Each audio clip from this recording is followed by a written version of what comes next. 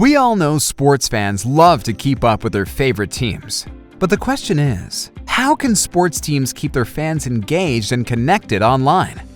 Vote Sports has a mission to help sports teams connect with fans by using a simple web address everyone can remember: www.yourteam.vote.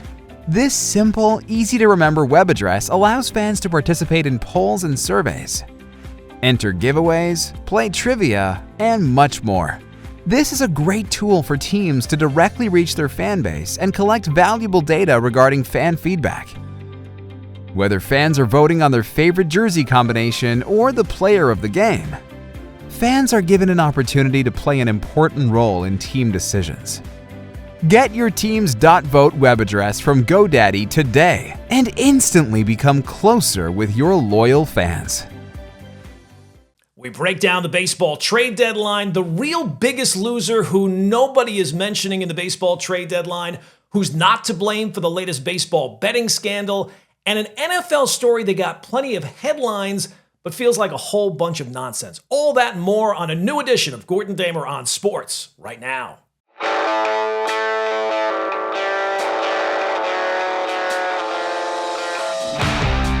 Welcome into a fresh edition of Gordon Damer on Sports. Thanks for hitting play. We've got plenty to get into, plenty on tap for today's podcast, but I have to say it, I'm legally required, at least I think anyway. Before we get started, please hit that subscribe button wherever you are listening to the show. And I can now tell you there is a new place to find the show, and that would be on YouTube. Yes, you can now watch the show as well as listen. All you do, just search up Gordon Damer on Sports, and you can follow the show that way as well. And certainly hit subscribe there as well. Hit a few buttons.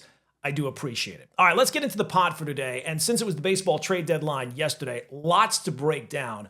But just one thing to highlight for Major League Baseball, if they're listening, if they're watching. Yesterday's deadline was absolutely phenomenal. You know, with baseball, it feels like the trade deadline every single year is a flop. You hear about a bunch of trades, a lot of smoke. This guy's getting moved, that guy's getting moved, and then nothing happens. It feels like just a big tease. But this year was completely different. Tons of teams making moves, and it was a day that baseball owned. All these sports leagues, right? They want to create these experiences where they own the day or they own a certain time frame, and baseball is no different. They've lately featured all these games. They have one this weekend where they're going to have a Major League Baseball game at a racetrack in Tennessee. It's going to draw 85,000 people. It's the first time that they've ever hosted a game that's going to hold that many people. It's a new record for them. So that's awesome. That's great. And the baseball trade deadline for the diehard fan, I think, and also for the casual fan, kind of gets you involved when you see all this type of movement. And you see that with the other leagues, right? The NBA owns the offseason. When the NBA offseason starts, it's phenomenal. Same thing with the NFL. It's phenomenal. Baseball, their offseason, it just feels like it drags on and on and on. And then by the time you finally get to spring training, yes, finally there's some moves, but it's not really owning the time. It's not being able. And this year, the baseball trade deadline absolutely did that. Trades by big teams, trades by little teams, the buyers, sellers, it all added up, and it was absolutely phenomenal. So with all these moves being made, as it was happening, I was trying to figure out why this year, right? Usually it's a flop. And then it kind of hit me. Is it possible that the upcoming labor deal was the biggest factor? Because with baseball facing a possible work stoppage in a couple of years, I don't think it can be completely discounted, right? Maybe it's not the number one reason, but it looked like teams that were looking to win now because winning later might not be possible. All right, so let's get into the winners and losers, because I think that there's a clear big winner, and I think there's a clear big loser nobody's mentioning. The big winner, everybody's kind of talking about, the Mariners, right? Sometimes it's not just about who you get, but when you get them. And the Mariners, after the moves they made, they might now have the most complete lineup in the American League, because that has not been the case for a very long time. For years, really decades, they have wasted really good pitching with below average bats. And the Mariners finally flipped the script at the deadline. They got the two best offensive players possibly available in Josh Naylor and Eugenio Suarez. And really, even more impressive, this is not the number one factor, But Jerry Dipoto did it without giving up a single top 10 prospects. Now, the big thing is to get the bats. If you had to give up top prospects, so be it. Because the Mariners, this is the time. They've come up one game short of the playoffs 2 years in a row. So he was done waiting. It was time to make moves and impact moves. And Seattle, one playoff appearance since 2001. That's it, one. And even when they finally broke through a couple of years ago, 2022, or at least it felt like they broke through, last 2 seasons, same old story. Missed the playoffs by one game in 2023, missed by one game in 2024. And the problem has been consistent. It's been the bats. They disappear in the biggest moments. So let's give Seattle credit. They have the pitching. They developed starting pitching maybe as well as anybody.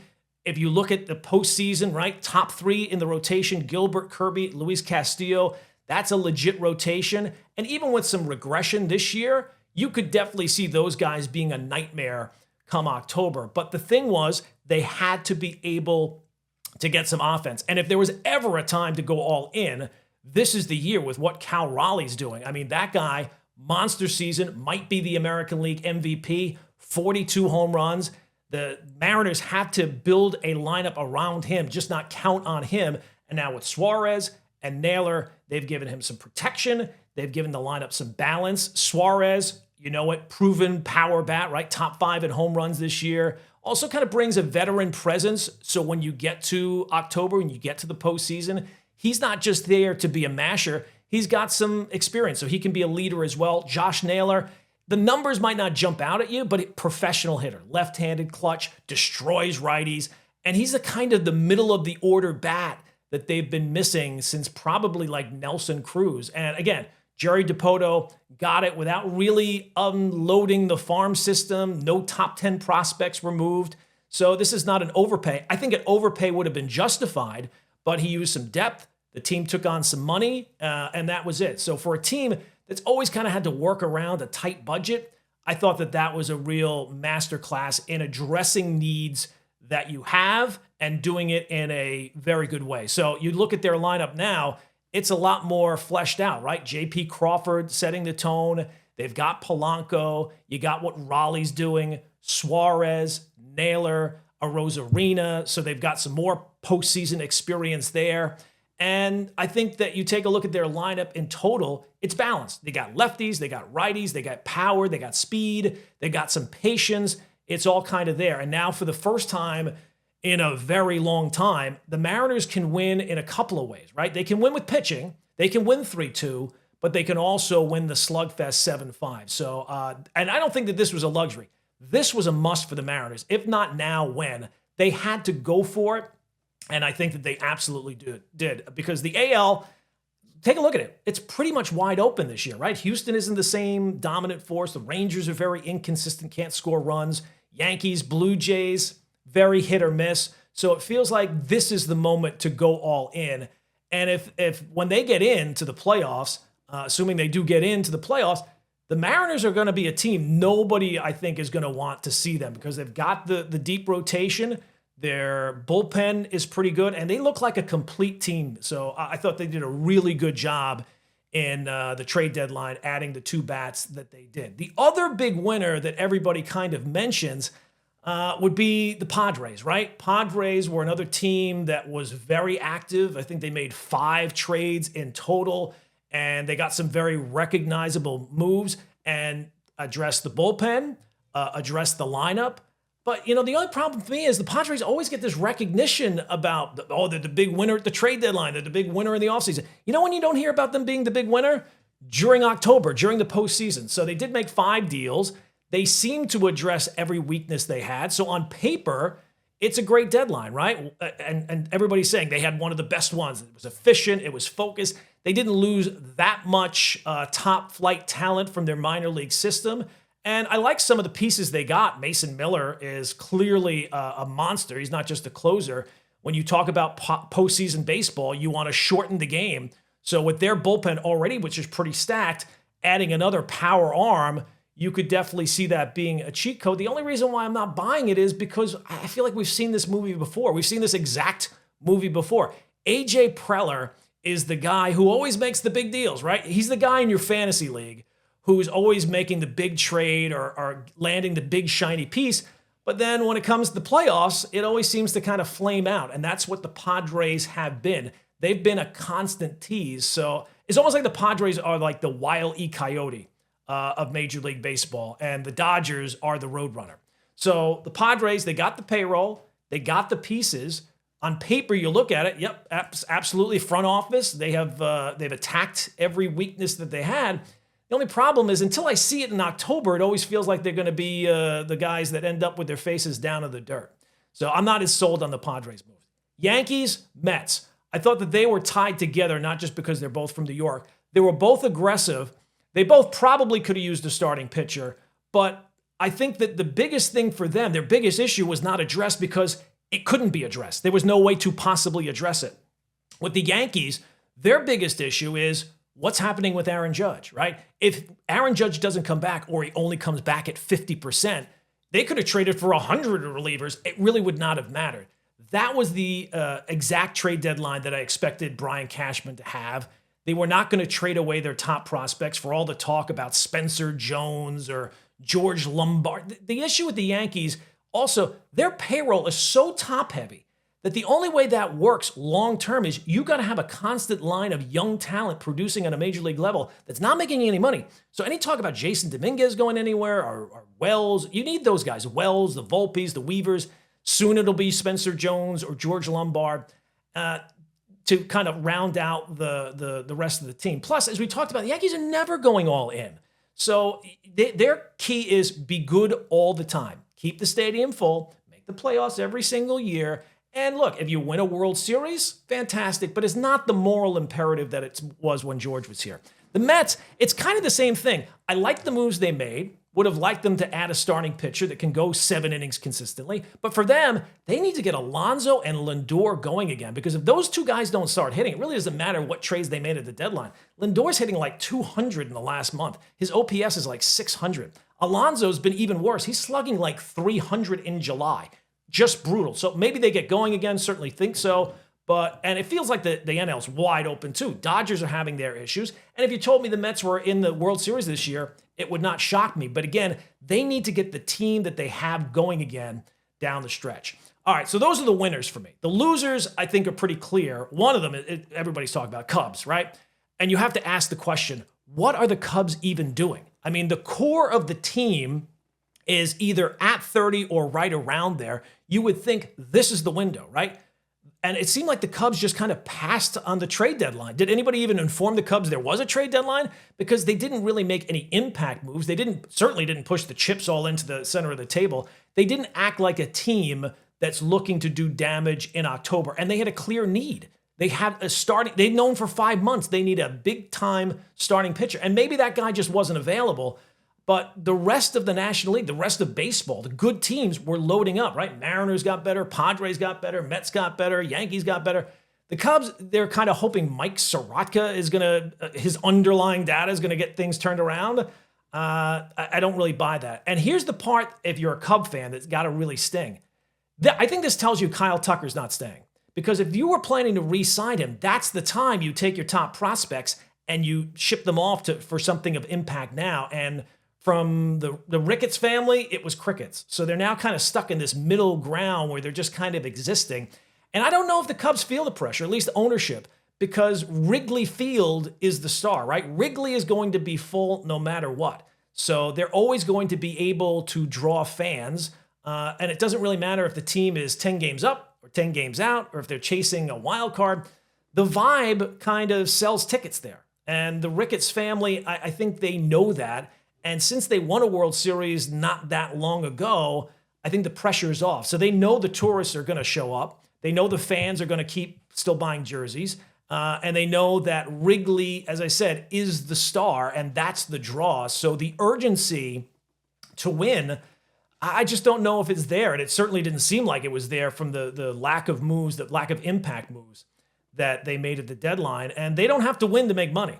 They don't have to win to sell out the ballpark. And I think if you're a Cub fan who's actually caring about October and a postseason run and to see your team win another World Series, I don't know if that urgency is there. And this is not Pittsburgh. It's not the Royals, right? This is not a franchise that should need to get everything right just to kind of sniff 500 to get in the postseason every once in a while. This is a major market team, right? Iconic ballpark, national following. They have a license to print money. You'd like to see some of those resources going into the team, and it feels like they're just kind of half committed. So I think that is a major problem. Now, look, you can't predict baseball. John Sterling always says that, and maybe the Cubs get in the playoffs this year. Certainly seems like it, and they go on a run. With all the playoff teams now, it's a tournament. And the goal is just get in and see where it goes. You could be out in the first round. You could get to the World Series. So it's very possible the Cubs get in and go on a run. But it just kind of feels like they just kind of lingered at the trade deadline. So didn't love that for them when they had a clear need. Also, the Reds, I thought, had a very weird deadline. They had one of the worst offensive profiles at third base. They go out and get a third baseman who can't hit at all. Like, they could have thrown a dart at a wall loaded with third basemen, and whoever they hit would have hit more, would have given them more production. So a very weird trade for them. And Brian Hayes, he signed through 2029. Guy can't hit at all. So I thought that was just an absolutely brutal move and a weird one. But you know who the biggest loser by far was? The San Francisco Giants. And it's not what happened at the deadline. It's the move they made from Rafael Devers. Have you seen what he's done since that trade? He's hitting .219. He's slugging .365. He's hitting like a shortstop from the 70s. And it's not a short sample. It's 37 games. And this is a guy making $30 million for a team with a payroll that's like 11th in baseball. So the percentage he's taking up, they're 13-24 since they made that trade. They were 2 games out. Now they're, I think, 9 out, 6 out in the wild card. And they were sellers at the trade deadline. So that tells you that move did not work that's absolutely brutal. So while it didn't technically happen at the deadline, I think the clear biggest loser at the San Francisco Giants at the trade deadline, outside of maybe any team that didn't call the Pittsburgh Pirates looking for a deal. All right, I want to pivot now to an NFL story for this past week. They got a lot of play, and it's Christian Wilkins getting released by the Las Vegas Raiders. And let's get this out of the way up front. I'm sorry, Christian Wilkins was not cut by the Las Vegas Raiders because he kissed a teammate on the top of his head. Let's get that out right off the bat. I get it's a funny headline. It makes for easy content. It's a perfect storm of a story that will go viral on social media because the jokes kind of write themselves, especially when this is not an isolated incident by any means with Christian Wilkins. He is a different kind of dude. I get that. And this has been pretty well documented, right? So this did not come completely out of the blue. But a kiss on the top of a teammate's forehead, that's not the reason. Now, that might have been the final straw by the Raiders management, but there's no way that's a major factor. What happened with Wilkins is maybe more complicated, but frankly, it's far more NFL. It's a league where quirky personalities or off-the-wall locker room antics or serious off-the-field issues are tolerated, as long as one thing remains the same, and that is that the production on the field makes it worth the trouble. That's the currency that matters in the NFL. Talent and availability. If you have both those things, teams are going to look the other way on just about everything else. Now, if you lose one, and especially if you lose both, it's only a matter of time before you are out the door. And that's what happened with Christian Wilkins. So let's go back a little bit. Let's go back to free agency a year ago. The Raiders signed Wilkins in March of 2024. And when they did that, they just didn't hand out a free agent deal. They made a statement. 4 years, $110 million, over $84 million in guarantees. He was the prize of their offseason. Big-time interior disruptor in his prime, coming off a career year. He wasn't just going to be the anchor of the defense. He was now going to help set a new tone in the organizational structure. So fast forward to a little more than a year ago, and now he's been released. Not traded, not benched, released. Gone after 5 total games in a Raiders uniform. So you have to say, what happened? Was it the kiss heard around the world? Was it something more egregious, right? Plenty of people on the internet have been cooking up all kinds of stories. No, I think it was actually something that's far more common in the NFL. It was a broken foot for one, specifically a Jones fracture in his left foot that cost him most of last season. He played only 5 games. And that's the kind of injury which is tricky for any player, but certainly a 300-pound defensive lineman who relies on burst, on leverage, on push. So that's not just a setback. That's a potential career-altering injury. He might not ever be the same guy. And that foot injury required surgery. So by the time OTAs rolled around this spring, the Raiders medical staff decided Wilkins needed a second surgery. And that wasn't just an opinion. That wasn't just one of the options they gave him. It was the club's directive. And Wilkins disagreed. He chose to continue to rehab without undergoing surgery again. So stop right there, because this is the pivot point in this entire relationship, in this entire situation. In a league where medical disagreements sometimes can get brushed under the rug, this became a flashpoint in the relationship between team and player. Teams can release players for not following through on medical treatment. And more importantly, it created the perception inside the building and certainly outside the building that Wilkins was not cooperating, that he was resisting the medical path that the team viewed as necessary. So in the cold business of the NFL, that matters a lot. The NFL has long operated under this illusion. It's a meritocracy, right? The best players play. But really, it's the best available players get paid. Everyone else is kind of fend for yourself. So if Christian Wilkins were fully healthy or 90% or close tracking to start on week 1 or shortly thereafter, the locker room kiss story never makes the light of day. There's no human resources complaint. There's no contract language gymnastics that would have gotten him cut in July after playing only 5 games for the organization. That would the kiss have triggered a conversation? I don't know, maybe, but outright released, there is not a single chance. Not for a guy who was getting paid $110 million. Not if he was still a factor. That's how the league works. Production over everything else. Just look around the league. Just look around the NFL. Players with far worse behavioral issues, legal problems, suspensions, public controversies. They're on rosters right now because they make plays. Rashee Rice is a great example. Xavier Worthy, Jabril Peppers. The list goes on and on.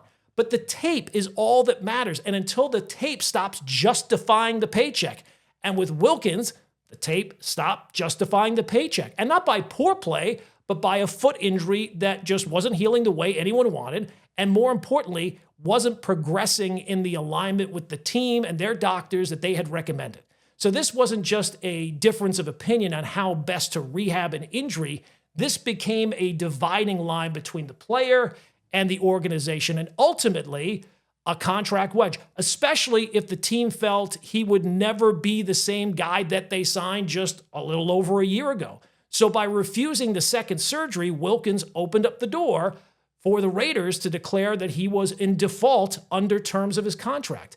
And while I'm not going to dive too deep into the legalese here, because most of it I don't understand, what matters is this. The Raiders used this decision to void over $35 million in future guarantees. Now, that decision, which happened in early June, effectively made it easier and cheaper for them to move on. It didn't cause the breakup, but it certainly kind of cleared the runway for what came next. And that runway led to Wilkins being released on July 24th. So was the forehead kiss the final straw? I don't know. Maybe it was. I find it hard to believe. But it only mattered because what came before that, the injury, the rehab disagreement, and the perception that Wilkins wasn't progressing, and most importantly, the growing consensus that he would not be available to contribute early or maybe at all in 2025.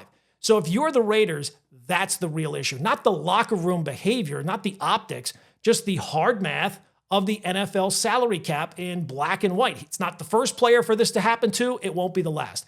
Another layer to this, they have a new head coach, right? Pete Carroll. This is a new regime in Vegas, and Carroll came in this offseason, and while he isn't the GM, he's the guy running the show, right? His fingerprints are already starting to show on the direction of the team, and he's always been a guy, like most head coaches, that preach about culture, sometimes to a fault. But even more than that, Carroll is not about to buy in. He's about buy-in and dependability, and he's not getting buy-in from Wilkins. Wilkins represented a risk, however, unintentionally, a highly paid player, injury concerns, rehab disagreements, and now a minor off-the-field issue. And a player also from the previous regime, right? This was not him that signed Christian Wilkins, and that's not how Pete Carroll wants to start his second act. Not with a player who might not see the field till midseason, if at all, and even when he does hit the field, is he the same guy? And if the trust between the player and the team was already eroding, that's the kind of thing that Carroll, as a head coach, is not going to stand for. No head coach would. So he'd rather take the cap hit now, absorb the dead money, and keep building a roster that kind of fits his vision. That's, I think, what this was. So let's be clear. Wilkins didn't become a quirky guy after the Raiders signed him, right? This wasn't the money going to his head. This is always who he has been. He's the same player who did splits after the national championship game at Clemson, the same guy who picked up Roger Goodell in like a bear hug at the NFL draft. And look, by now, we've all seen the video of incidents on the field of him grabbing guys in area nobody wants to get grabbed, certainly not on a football field by another player. So that's bizarre behavior. But again, that was already out there. Nobody raised an eyebrow about that when the Raiders signed him. He's always had that side. That personality was known. It was documented, and it was part of the package. So the Raiders didn't sign a mystery. They knew what they were getting, and at the time, they were fine with it. Why? Because he was healthy, because he was productive, and he was seen as a major part of their future. He was a productive player. He was a disruptive force along the defensive line, and also, to a degree, a tone setter. And in the NFL, talent smooths over a whole lot of weirdness or bizarre activities on and off the field. But once the talent can't get on the field, the quirks aren't endearing anymore, right? They're inconvenient. The perfect example in Major League Baseball, when Turk Wendell first came up with the Cubs, he did all this kind of wacky behavior, right? Jumping over the foul line and brushing his teeth in between innings. And Harry Carey, the great Harry Carey, put it perfectly. When you're pitching well, that stuff is fun, it's cute, it's hilarious.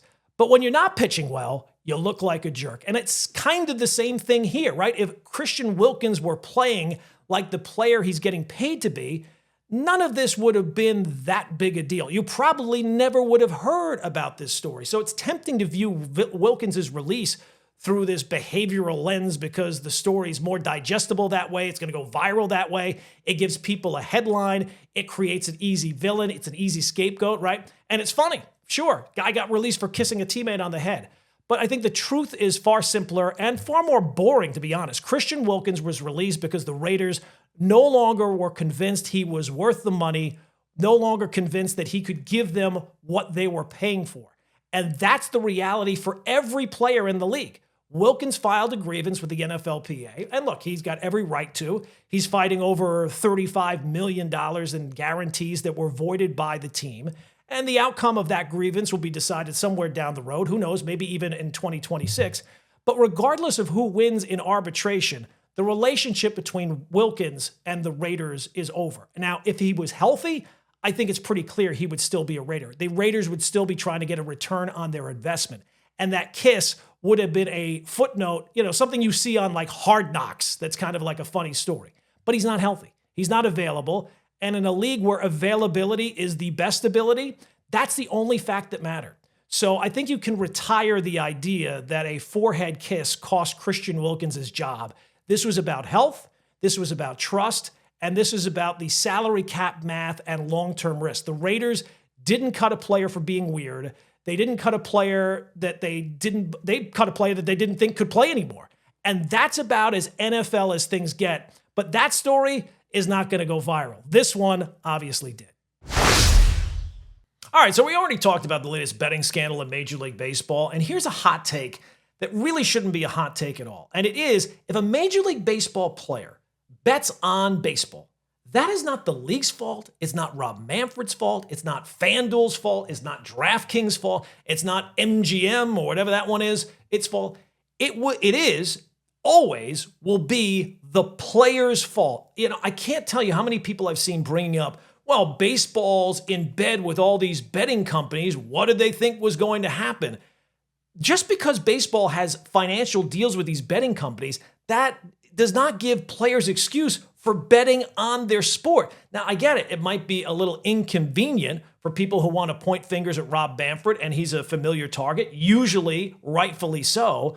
But this time, I'm sorry, it doesn't hold water. So look, in case you missed the last couple episodes, you didn't hear the story, two Cleveland pitchers, Luis Ortiz and now Emmanuel Clase, their closer, have been placed on leave by Major League Baseball for suspected violations of the gambling policy. In Ortiz's case, it appears that baseball connected unusual betting activity with pitches, a couple of pitches he threw outside of the strike zone with a gambling market that profit off of it.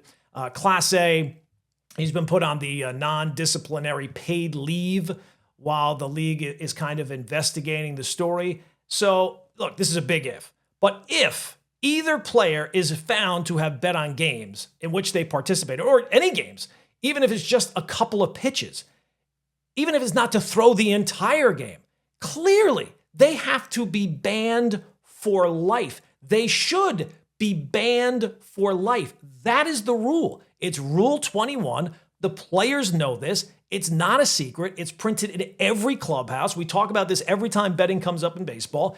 It's discussed every single season. It's drilled into the player's head from the moment they enter the league. This is well known. The rule is older than the players themselves. It's older than television. It's not new.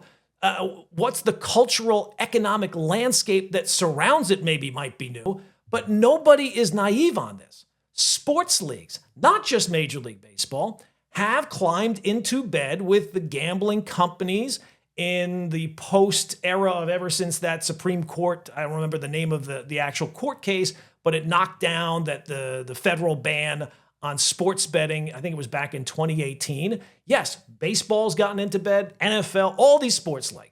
But baseball didn't legalize gambling. It's not baseball's fault that this is now legal. The United States government did that. Individual states make the final call. So baseball, just like the NFL, just like the NBA, just like every other sports league, adjusted to the new reality because they want the paycheck like everybody else. And at the end of the day, they are a business with the goal of making as much money as possible. So yes, they partnered with the betting companies. They added a new revenue stream. They monetized it, all that type of stuff. So I absolutely get that. You might not like it.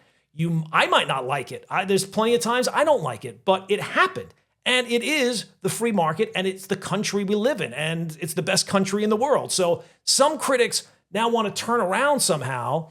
Well, baseball's making money off of gambling. It's their fault that these players are maybe violating the gambling rules. I'm sorry. That logic does not hold water. You can't equate a league forming a partnership with legal betting operators and opening up a new revenue stream that ultimately also kind of goes back into the players' salaries, right? All this stuff kind of filters down. With the players themselves deciding to violate the longest standing and most clearly defined rule in the game. I'm sorry, I have no sympathy.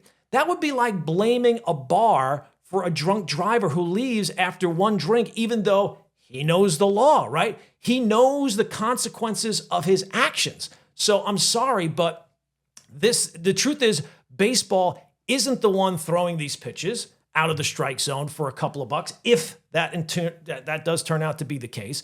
Baseball isn't the one logging into betting apps and risking their career for how much money could they possibly be making out of this, considering their salary. Players who do that, they know the rules and they break them anyway. And again, this is worth repeating. We say it every single time. Rule 21 has existed since 1919, since the Black Sox scandal. The entire reason the position of baseball commissioner was created in the first place is because the baseball owners realized they needed somebody with unilateral power to protect the integrity of the game.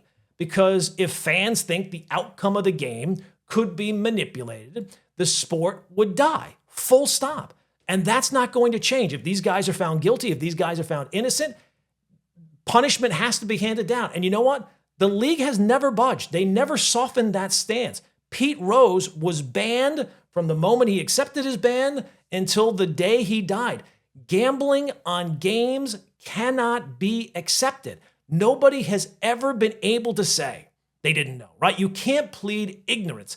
That excuse on this one does not exist. So while baseball has made money through these partnerships with gambling companies and at least filtered down to the players as well, they've not once said that these rules don't apply to the players. They spell it out in black and white. And if anything, they have enforced the policy more vigorously, and they should have enforced the policy more vigorously at any point, because that's how much is riding on this. So I think we have to get something straight. Anyone who's making the case that the league's relationship with the gambling companies is a free pass to the players, or baseball brought this, it's not a loophole. It's not, players are not confused.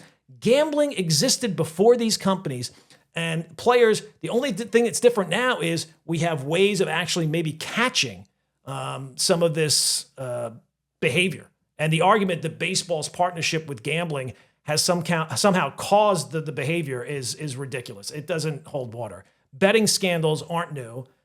They happened clearly when betting was underground and was far harder to trace, right? The Black Sox, believe it or not, I know this is going to be hard to believe, did not use FanDuel. Pete Rose was not a big partner with DraftKings.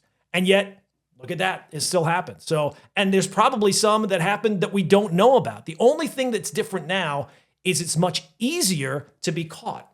And that's because we have the data that we do because of the online gambling. So baseball, they use outside firms, right? We've talked about this in the past, to track betting data in real time. They analyze all the different pitch fluctuations and they alert everyone about suspicious activity. I think that that's how Ortiz got flagged. It was not because someone snitched. It's because the data was showing that something was right, not right. And baseball, to their credit, they didn't bury it. They acted on it. So I think we need to stop pretending like these incidents are a consequence of the relationship that baseball or any of these sports leagues have with gambling partners. This is actually the system working right. The integrity enforcement is functioning. And that you can't put the toothpaste back in the tube, right? If you could just wave a magic wand and make internet gambling illegal again, I don't think that that fixes anything. And in anything, it's proving just how serious the leagues are about keeping the game as clean as possible while also taking the money, even when it costs them the talent, right? These guys can't pitch, and it gives them bad headlines. It's not good PR for sure. But, you know, I think where things get murky for some people is they see betting ads on the outfield walls or they hear them mentioning during broadcasts and they think, well, you know, the league has become too comfortable with gambling culture. And look, as I said, you might not like it. I don't always like it. Maybe they have. But just because a league advertises beer, it doesn't give players free reign to show up drunk. Just because the league profits off of fantasy football doesn't mean players can start throwing games to help their buddy in a fantasy league. It's ridiculous. So gambling, like alcohol, like endorsements, like, you know, basically every other revenue stream in pro sports is compartmentalized now, right? The rules for the players are different than the rules for the rest of us. And they know the rules going in because they have to know the rules going in, especially when there's this much riding on it. And I don't think that that's hypocrisy from Major League Baseball. I think that that's simply common sense. You cannot have any violation of these rules. Otherwise, you're gone. And not just gone for a little while, gone forever. So I don't think we can lose sight of what matters here. The league is in business to make money. They have partnerships with betting companies, and it's a business decision. And the real threat is when individual players compromise the integrity of the game in exchange for money. And again, how much money could they possibly be making from this? So, and to think that nobody's going to notice, that's failing an IQ test, right? Like if you don't think that you can do this type of stuff and get caught, you're just not thinking. And the harsh truth is if fans don't trust the product, if they think that things have been manipulated for profit, I think the whole thing will eventually collapse. Maybe not overnight, but I do think it starts to rot from the inside. And that's why the league has to come down so hard on players, because the punishments have to be so severe. Everybody has to be an example. You can't just have it about, you'll just suspend them for a little while. It's about the entire, basically, ecosystem of baseball. Gambling is not going away, and Rule 21 is not going away. As long as those rules are posted in every clubhouse, every single day, from spring training to the end of the season, any player that crosses that line by choice, again, it's not ignorance, it's stupidity. So baseball didn't create the problem. I know we all like to hate on Rob Manfred as much as possible, but this one is one I don't think he deserves the blame for. Because again, even if baseball didn't take the money from these things, these gambling operations would still exist. And if you have players breaking the rules in these ways, they would still have the ability to do that. So for baseball, and especially players, you don't get to cash the checks from the system and then claim ignorance when you break the most obvious. There's no more obvious. Sometimes guys forget how many outs there are in a game. That's pretty bad. But to break a rule that is a rule is just outrageous. So the league might have invited the gambling companies into the room. But again, I think the players know the rules. And if they cross it, that's not on FanDuel. It's not on DraftKings. It's not on Major League Baseball. It's not on Rob Manfred. It's absolutely on the players 100% of the time. All right, that's going to do it for another edition of Gordon Damer on Sports. If you've not already, please do me a favor. Hit that subscribe button. It's right over there, over here, or down there. Do it, and you can either watch the show, listen to the show, wherever you get your podcasts. And now we're on YouTube, so please follow us there as well and subscribe. It is a huge help to me, and we will check you out next time, only here, Gordon Damer on Sports.